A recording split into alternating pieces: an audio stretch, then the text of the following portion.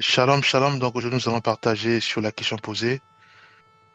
Pourquoi, dans le cours de l'histoire, les nations, les peuples, après s'être éloignés de Dieu, reviennent-ils inévitablement vers l'Éternel pour le rechercher de tout leur cœur? Alors, nous savons tous que Dieu est amour. Notre Créateur, celui qui nous a créés, est amour. Si notre cœur est troublé, et le Seigneur fera tout pour mettre la joie, pour mettre la paix dans notre cœur. Voyez-vous, Dieu est amour.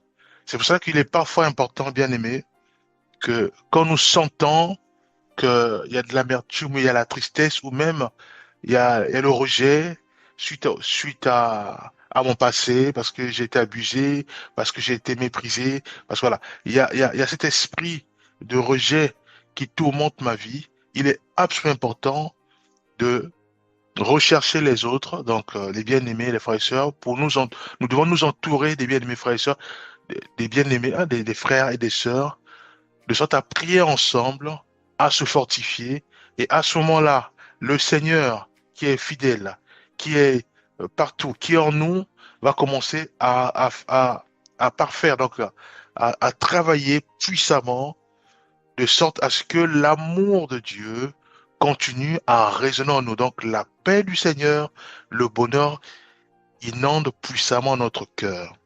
Il est comme ça, il ne change pas. Voyez-vous, Dieu, son travail, c'est simplement que nous soyons heureux. Parce qu'il est amour. Il veut aussi que l'amour déborde en nous. Alors, nous voyons le cas de d'Adam et de Ève. Et effectivement, Adam et Ève, Dieu les a créés et Dieu les a bénis, puisqu'ils se retrouvent dans le jardin avec tout. Il y avait les fruits, il y avait tout. Dieu les a bénis. Ils ont eu même l'autorité sur les animaux, sur tout ce qui se meut sur la terre. Donc, ils étaient bénis par le Seigneur. C'est ça la nature du Seigneur. Il bénit. Dieu bénit. Voyez-vous? Donc, il peut y avoir qu'on se retrouve dans les difficultés, mais c'est pas la finalité. Parce que la finalité de Dieu, c'est quoi? Une fois euh, Dieu nous guide, nous inspire à venir vers lui, à ce moment-là, il bénit. Parce qu'il communique, il nous communique sa nature, et sa nature, c'est l'amour. Donc, il nous communique sa bénédiction, et effectivement, de façon naturelle, la bénédiction s'attache puissamment à notre vie. Et pour cela, il est absolument important que nous puissions nous rapprocher du Seigneur. En quoi faisant? Dans la prière, dans la méditation de ta parole, en écoutant les témoignages et aussi en écoutant les enseignements des bien-aimés. Voyez-vous, à ce moment-là, Dieu nous bénit. Donc, c'est comme une attraction. C'est-à-dire que si un frère ou si une sœur se donne au Seigneur, c'est inconcevable de voir ce frère ou cette sœur-là être malheureux. Non. Dieu, il bénit parce qu'il communique notre nature. Voyez-vous, il est amour. Donc, lui, son but à lui, c'est que nous soyons remplis d'amour. Donc, Adam et Ève, ils sont bénis par le Seigneur. Dieu les a bénis puissamment, leur a donné tout. C'est ça. C'est comme un père. Un père avec un fils ou une mère avec son fils ou sa fille. Leur but, c'est de voir leurs enfants être bénis, être remplis de toute bénédiction, être heureux ou heureuse, avoir des sourires et autres. Voyez-vous, c'est pareil pour notre Créateur. Alors, nous savons tous que nous, les hommes, voyez-vous, donc, il y a des fois, on oublie facilement. C'est le cas d'Adam et Ève, où ils ont oublié qu'il y avait des règles à respecter, des conseils de bon, j'appelle ça des conseils de bon sens, hein, pour éviter, j'enlève le mot règle, hein, pour que ça porte confusion avec les lois et autres. Voilà, on va dire les conseils de bon sens, en disant, voilà, si tu veux être heureux, si tu, voilà, ne mange pas l'arbre défendu, voilà, reste là. C'est pareil avec un enfant. Alors, si tu veux vivre heureux, n'insulte pas, ou ne vole pas, ou même ne sort pas de la maison, reste à la maison. Voyez-vous, c'est des règles de bon sens pour notre protection. voyez-vous, pour notre protection. Mais nous, parfois, bon, on fait à notre tête, voyez-vous, et ce qui fait que un père ou une mère, quand il voit son fils ou sa fille euh, faire des choses faire des choses en bafouant les conseils de bon sens, à ce moment, il y a ce qu'on appelle des punitions. Alors, est-ce que ces punitions, euh, c'est pour faire mal ou pour... Non, la punition, c'est pour corriger, dans l'amour, bien sûr. C'est pour corriger dans l'amour. C'est pour dire, voilà, que ce que tu as fait, c'est pas bon. Voyez-vous, ce que tu as fait n'est pas bon. Maintenant, il faut que je te l'explique. Alors, comme tu es parfois agité, je vais te mettre une punition. Voilà, c'est une correction. Voyez-vous, c'est pour que tu aies de la sagesse hein, sur le fait que voler, c'est pas bien. Et j'ai été puni parce que j'avais volé. Voyez-vous, mais c'est des punitions de bon sens. Et c'est ce que Adam et Ève, Dieu va les punir. Dieu va les chasser du jardin d'Éden. Voyez-vous? Et Dieu attend de nous quoi? Il attend de nous que nous puissions simplement revenir à lui en suivant ses conseils de bon sens. Voyez-vous? Ses conseils de bon sens. Et puisque plus tard on va voir que Dieu va encore aider, euh, va les, va leur fabriquer des habits. Voilà. On voit l'amour de Dieu. Voyez-vous? Dieu, certes, il bénit, et après l'homme, il fait à sa tête. Et Dieu, il punit, voyez-vous? Et par la suite, certes, l'enfant va revenir, petit papa, pardonne-moi, maman, pardonne-moi. Et à ce moment, l'amour du père, l'amour de la mère, voilà, inonde puissamment cet enfant. Et nous, on a vu plus tard que Ève, et Dieu va encore les bénir, Dieu sera encore avec lui, jusqu'à l'heure de son nom, leurs enfants, hein, Caïn et Abel. Parce que ils vont chercher à donner de l'offrande au Seigneur. Voyez-vous? Donc Dieu, il est amour. Et des moments, il nous corrige. Alors, est-ce que quand il nous corrige, est-ce qu'il est heureux? Non, ça lui fait mal. Mais il le fait pour notre bien. Pour que nous soyons heureux, pour que nous soyons dans l'abondance. Parce que c'est comme un père qui donne de l'abondance à ses enfants. Voyez-vous, nous avons vu que l'homme est comme ça. Et des fois, Dieu bénit. Et quand Dieu bénit, du coup, donc l'abondance change la mentalité des humains. Et ce qui fait qu'ils font qu'à leur tête. Et à ce moment-là, Dieu il vient pour corriger en espérant que le peuple puisse se détourner de leur mal et revenir au Seigneur. Et une fois, quand c'est fait, Dieu bénit encore, puisque Dieu est amour. Il aime ses enfants, il aime sa créature.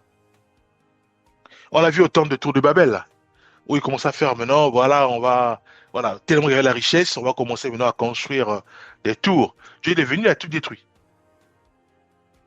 Il a donné des langues aux hommes pour changer leur système de pensée afin qu'ils puissent revenir au Seigneur. Voyez-vous?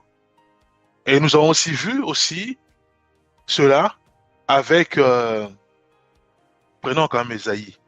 Prenons Ésaïe, prenons Ésaïe 3, verset 13. Je vais lire à partir de verset 13. Je vais lire. L'Éternel se tient là pour plaider. Et il est debout pour juger les peuples. L'Éternel entrera en jugement avec les anciens de son peuple et avec ses princes, disant, et vous, vous avez brouté la vigne. La dépouille du pauvre est dans vos mains, pardon, dans vos maisons. Qu'avez-vous à faire de fouler mon peuple et de broyer la face des pauvres? Dit le Seigneur, l'Éternel des armées. Et l'Éternel dit, parce que les filles de Sion sont hautaines, et qu'elles marchent le cou tendu et les regards pleins de convoitise, et qu'elles marchent allant à petits pas, faisant résonner leurs pieds. Le Seigneur rendra chauve le sommet de la tête des filles de Sion, et l'Éternel exposera leur nudité. En ce jour-là, le Seigneur ôtera l'ornement des anneaux de pied et les, et les petits soleils et les petites lunes, les ponts, les pendeloques de perles et les bracelets et les voiles, les diadèmes et les chaînettes des pieds et les ceintures et les boîtes de senteur et les amulettes, les bagues et les anneaux de nez. Voilà. Ici, nous voyons un peuple qui était béni, richement béni. Nous sommes un peuple, nous sommes comme ça. Donc, et à un moment, nous crions au Seigneur, Dieu nous bénit puisqu'il est amour. À ce moment-là, quand nous sommes bénis, il y a la bénédiction. Et maintenant, nous commençons à faire des choses par nous-mêmes. Et ici, nous voyons euh, l'abondance, hein, puisqu'on parle des filles de Sion. Ils ont des chaînettes partout, des chaînettes en or, au niveau des pieds, au niveau des nez, au niveau du... Voyez-vous? Mais il dit, ils marchent à petits pas. Donc, on voit l'orgueil. Ils disent, le cou rude, tendu. Donc, on voit aussi l'orgueil. Voyez-vous? Donc, or, et Dieu, il est amour. Dieu veut que la même amour, l'intensité d'amour qui renvoie auprès de son peuple, puisque nous sommes bénis, et il veut aussi que cette intensité soit repercutée auprès de ceux et celles qui n'en ont pas. Voilà, il parle des pauvres, voyez-vous. Mais là, nous voyons un peuple qui broie, qui foule aux pieds les pauvres. Donc, non seulement ils sont pauvres, mais ils prennent leur vivre par violence. Voyez-vous, ils les estorquent encore. Et or là, Dieu, il a mal là, dans son cœur. Voyez-vous? Parce que il n'y a pas l'amour. Or, là où il y a l'amour, Dieu est content. Voyez-vous, mais il n'y a pas l'amour. Qu'est-ce que Dieu fait? Il est obligé de passer par une punition. Est-ce qu'il tue? Non, il passe par une punition. Et la punition, c'est juste une formation à son peuple. Vous dites, voilà, ce que vous faites, c'est pas bon. Et là, maintenant, bon, c'était les filles de Sion. Donc, ils montrent un peu l'orgueil du peuple. Voyez-vous? Nous avons vu ça aussi avec Moïse et son peuple. Ils étaient dans l'abondance, puisque Dieu leur a dit, allez-y, prenez la richesse des Égyptiens. Ils ont pris la richesse des Égyptiens, ils ont pris de l'or, ils ont pris des choses. Et après, ils sont sortis de l'Égypte. Ils étaient bénis. Ils avaient de la richesse. Voyez-vous? Mais la richesse leur a monté. Et à ce moment-là, en désert, maintenant, ils veulent que Aaron puisse leur construire un veau d'or. Parce qu'ils étaient riches. Voyez-vous? Ils commençaient à marcher, à adorer les idoles. Donc, voilà l'homme. Voilà le cœur de l'homme. Quand il est béni, quand il est dans l'abondance, maintenant, il commence à faire des choses qui n'honorent pas le Seigneur. Donc, qui l'éloignent de l'amour de Dieu. Et Dieu, il était en colère, parce que, enfin, la punition toujours, hein, au point où même Moïse était en colère, il a détruit euh, ce veau d'or. Voyez-vous? Donc, nous voyons ici que cela répète constamment. On va lire la parole de Dieu. Cela répète constamment. Voyez-vous? Constamment. Donc, le peuple est béni, il y a la richesse. Maintenant, on fait rentrer des loges. Voilà, on fait rentrer des loges. On commence maintenant à prier des Baals et autres. On commence à prier le diable Satan. On commence, voilà, parce qu'il y a l'abondance. Mais forcément, le Seigneur, il observe. Parce qu'il veut absolument que le peuple revienne à lui dans la repentance. Pour conserver cette bénédiction du Seigneur. C'est Dieu qui bénit. La terre appartient au Seigneur. Voyez-vous? Donc, c'est Dieu qui bénit. Voyez-vous? Donc, il y a... Voilà. Prenons quelques versets, juste pour vous montrer que il y a un moment, il y aura la punition du Seigneur. Il y a un moment, il y aura la punition du Seigneur. Maintenant, quand le Seigneur, il punit, le peuple qui est éclairé doit automatiquement réaliser que ils doivent revenir au Seigneur par la repentance. Une fois que la repentance est agréée par le Seigneur, Dieu bénit à nouveau. Voyez-vous, prenons un Samuel. Non, prenons Juge 10, versets 15 à 16. Je vais lire. Les enfants d'Israël dirent à l'Éternel, nous avons péché, traite-nous comme il te plaira. Seulement, daigne nous délivrer aujourd'hui, et, et ils ôtèrent du milieu d'eux les dieux étrangers. Et ils servirent l'Éternel. Et il fut touché de l'affliction d'Israël. Voyez-vous, ici nous voyons un peuple qui était béni. Mais ils ont, voilà, comme il y avait la bénédiction, ils n'ont plus besoin du Seigneur. Il dit, voilà, mais on est béni, pourquoi encore crier vers le Seigneur? Nous, on a de la richesse, on a de la nourriture, on a du poisson, on a tout. Pourquoi encore venir vers le Seigneur?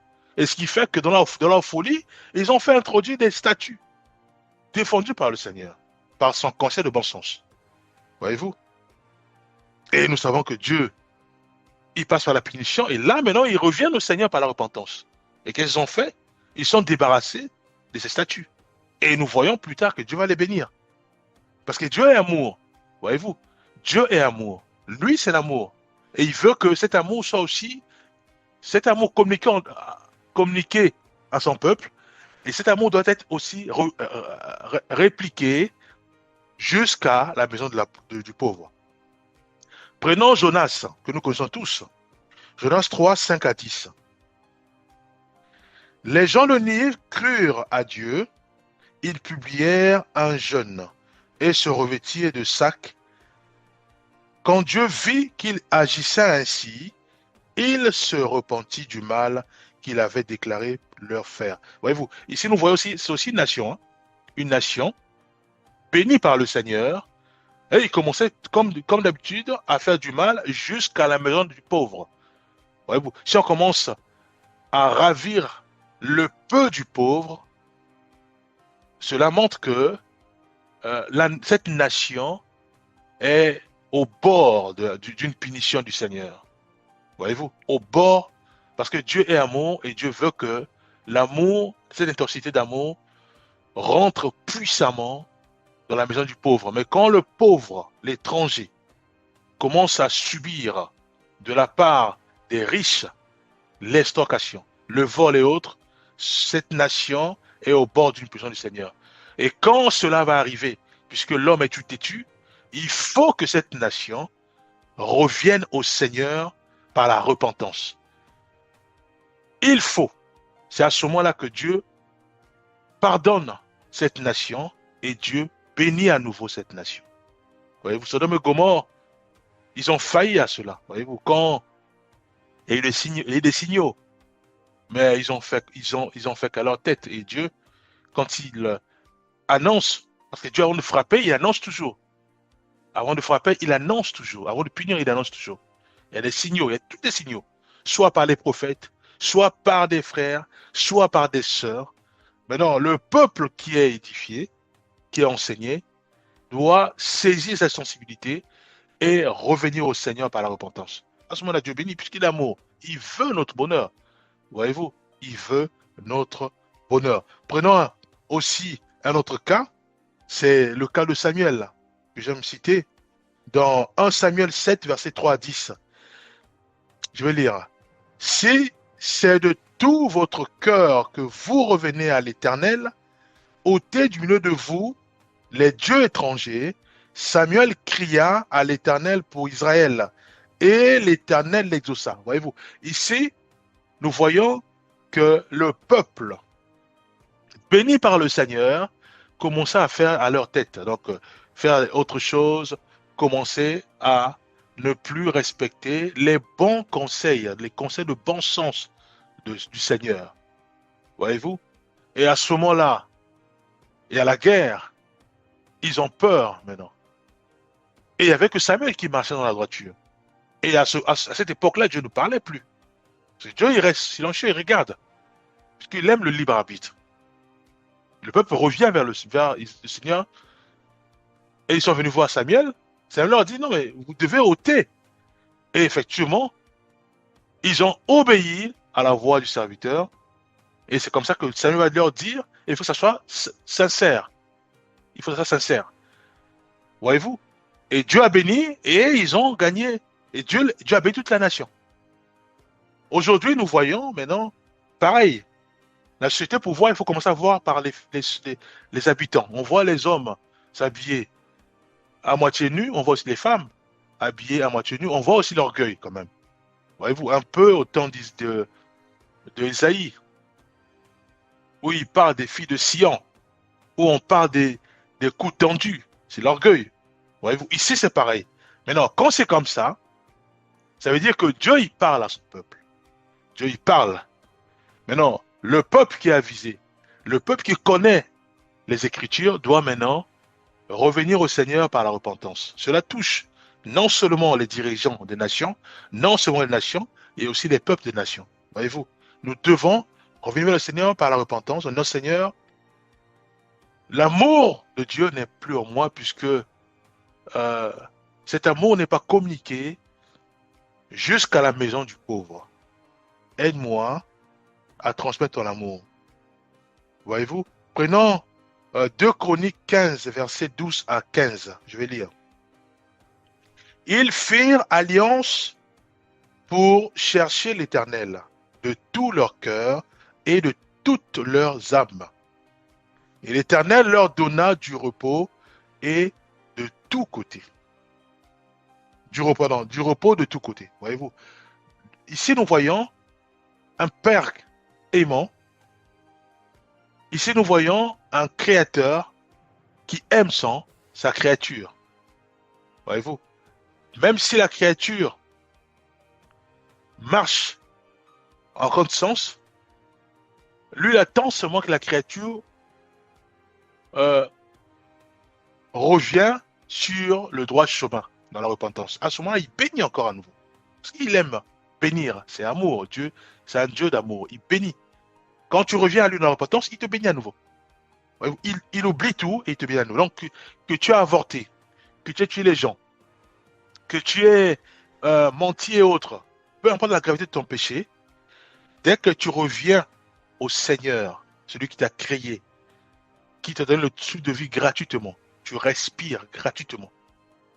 Si tu reviens à lui par la repentance, il va encore te bénir.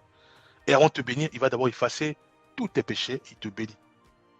Et quand il bénit, jamais il va te rappeler ton passé pour dire voilà, tu as fait ça. Non, non, il oublie automatiquement. Prenons, on a plus le temps, prenons Néhémie 9, verset 1 à 3.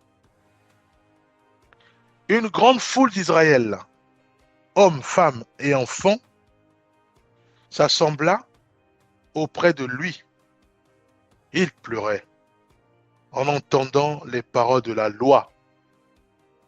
Voyez-vous, ici nous voyons aussi un bien-aimé qui revient au Seigneur, qui va travailler puissamment et le peuple va revenir et ensuite il va lire les paroles de bon sens du Seigneur.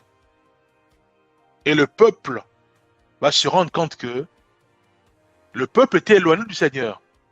Et là, ils vont revenir par la confession. Voyez-vous, donc, il est absolument important de réaliser que Dieu ne change pas. La Bible dit qu'il est le même hier, aujourd'hui et éternellement. Donc, il est amour.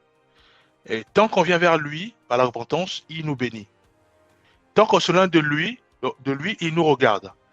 Quand plus nous sombrons dans notre folie, à ce moment-là, maintenant, il punit. Pourquoi il punit? C'est pour notre bien.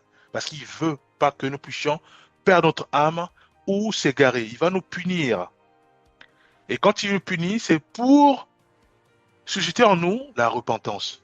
Voyez-vous, c'est comme un enfant, il n'a plus à manger. Il dit, ah non, tiens, mais moi, tout à l'heure, je mangeais là. Alors, il faut que je reviens mes pas vers ma mère ou vers mon père pour dire, voilà, je reconnais que j'ai mal agi, pardonne-moi.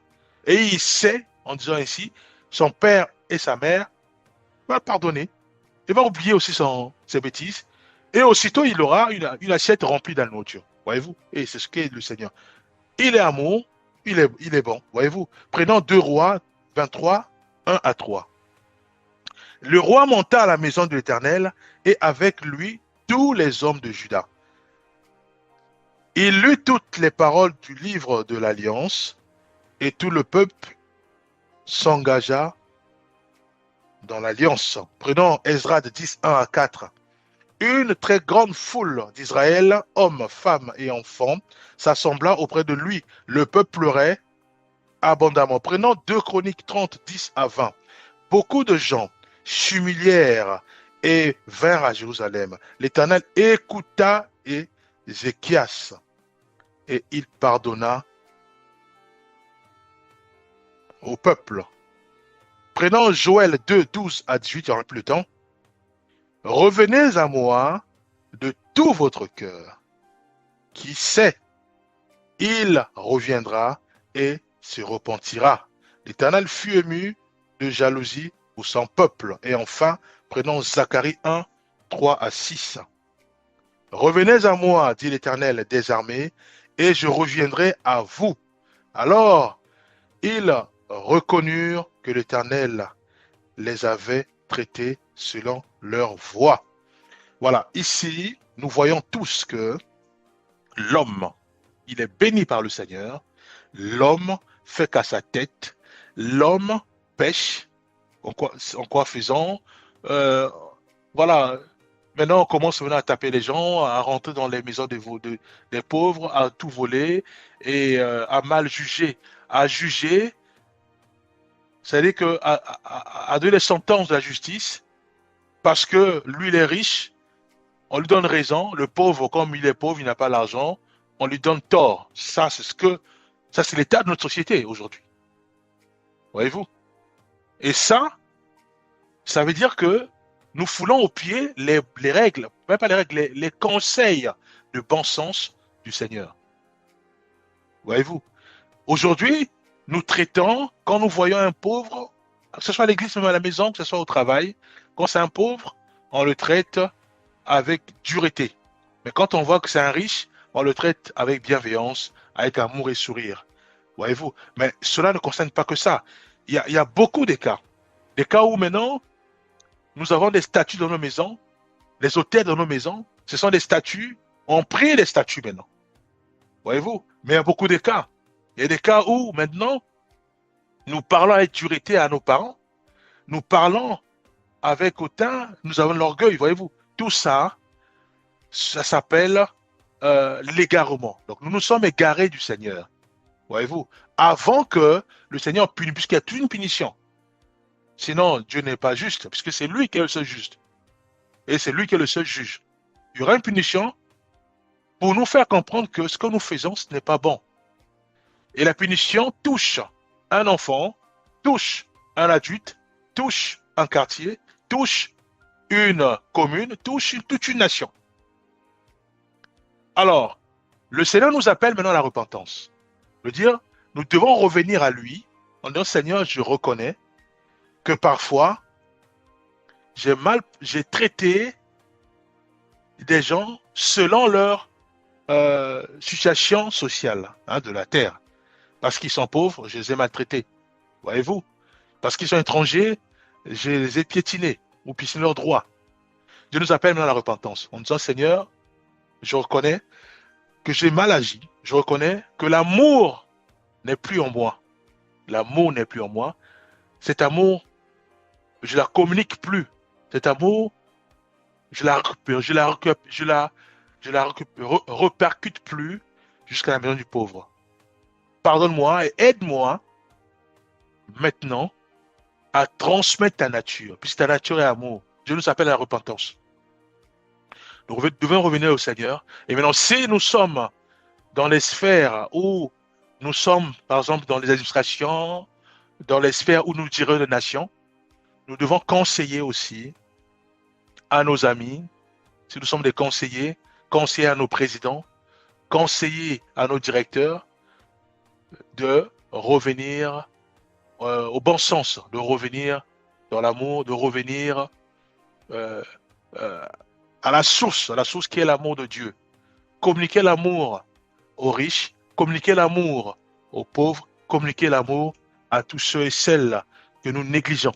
Voyez-vous, à ce moment-là, oui, Dieu, il va à nouveau nous bénir, il va à nouveau nous inonder de sa grâce, il va à nouveau nous inonder à nouveau de la provision, de la guérison, voyez-vous, Parce que parfois, on peut être malade. Croyez-moi, ça peut être juste une punition du Seigneur. Une fois que cet amour du Seigneur découle en nous jusqu'à la maison du pauvre, la guérison est instantanée. Voyez-vous, vous voyez ce que je t'en ai partagé? Nous allons prier. Père, nous remettons entre ta main nos vies. Fais-nous grâce de réaliser que tu es amour et tu veux simplement que nous puissions aussi être amour. Cet amour qui inonde puissamment nos vies, qui découle en nous, qui inonde puissamment nos maisons, qui inonde puissamment les maisons des pauvres. Fais cela en chacun de nous. Aide-nous, Père, car ta parole déclare que sans moi, vous ne pouvez rien faire.